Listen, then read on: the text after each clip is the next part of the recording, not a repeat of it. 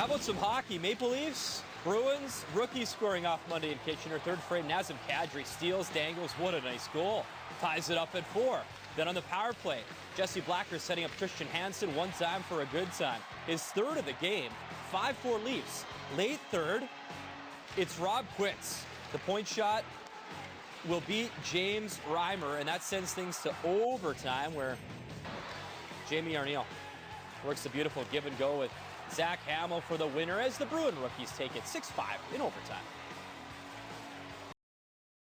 Well, I'm not sure what's going to happen next.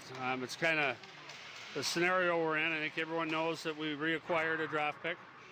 It puts us in a position to affect the chain of events with certain players, and it's kind of a day-to-day thing. I don't know what the next step is there. I think it's clear to everyone that we're trying to upgrade our forward group, and we'll see what happens. Are you in a position right now where you're ready to make an offer to a guy like a Phil Kessel? We are not going to do that. That's not the plan right now, no. Has there been any dialogue with Peter Chiarelli? I haven't talked to Peter since we reacquired the pick.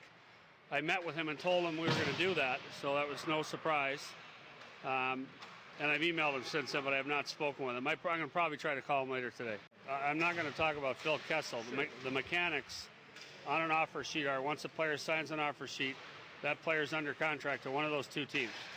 So the team either lets him go or they match. They let him go like I did with Dustin Penner, or they match and they keep the player. But once he signs an offer sheet, he's under contract. They can't trade him. Well, first off, everyone better be pretty careful to read what I said about the offer sheet on Dustin Penner. My objection was, first, I got blindsided by it at a time I thought was inappropriate. This entire process has involved dialogue with Peter Chiarelli, even to the point where I told him I was thinking about reacquiring the pick, telling him the night before I got the pick back that I intended to get it back. Like, there's been no blindside or backdoor here like Kevin Lowe did, so that's one. Number two, I objected to the player that was the target of that and the amount that was paid, and that's just a matter of judgment. But I pointed out quite clearly at the time that I supported and believed in offer sheets.